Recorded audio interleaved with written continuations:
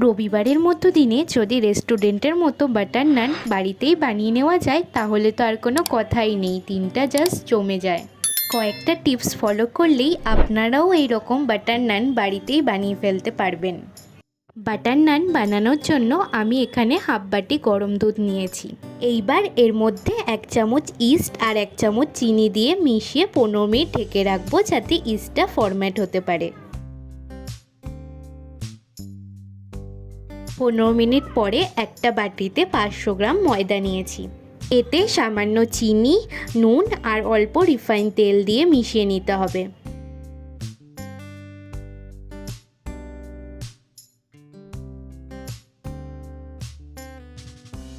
এইবার যে দুধটা ইস্ট দিয়ে গুলে রেখেছিলাম সেটা অল্প অল্প দিয়ে ময়দাটার একটা সফট ডো বানিয়ে নিতে হবে।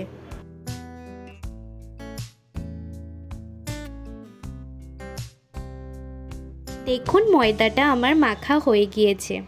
এইবার এটাকে 1 ঘন্টা ঢেকে রাখতে হবে। 1 ঘন্টা পরে দেখুন ডোটা কি সুন্দর ফুলে গিয়েছে।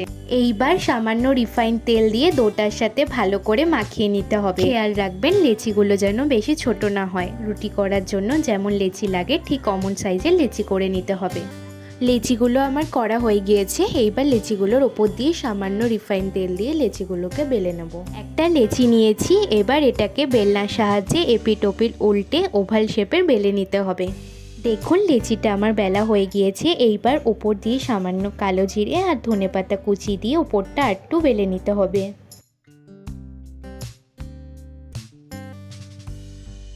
একটা প্যানের উল্টো দিকে সামান্য জল দিয়ে তার উপর লেচিটাকে বসিয়ে দিতে হবে।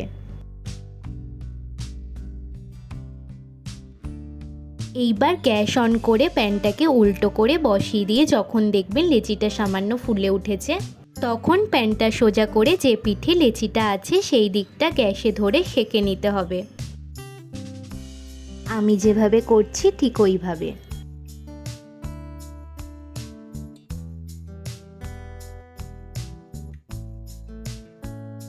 দেখুন লেচিটা আমার সেঁকা হয়ে গিয়েছে। এবার লেচিটাকে একটা প্যানের ওপর রেখে ওপর থেকে বাটার ব্রাশ করে নিলেই আমাদের বাটার নান রেডি হয়ে যাবে। আমি তো এটাকে আলুর মালাইকারির সাথে সার্ভ করেছিলাম। আপনারা আপনাদের পছন্দ মতো যে কোনো কারির সাথে এটা খেতে পারেন। এই আলুর মালাইকারি রেসিপিটা আমি আমার চ্যানেলে খুব শীঘ্রই দিতে চলেছি, আপনারা চাইলে সেখান থেকে এটা দেখে নিতে পারেন। আশা করি ভিডিওটা আপনাদের ভালো লেগেছে। ভালো লাগলে ভিডিওটিতে লাইক, কমেন্ট এবং চ্যানেলটিকে সাবস্ক্রাইব করে নেওয়ার অনুরোধ রইল। দেখা হচ্ছে পরের ভিডিওতে নতুন রেসিপির সাথে।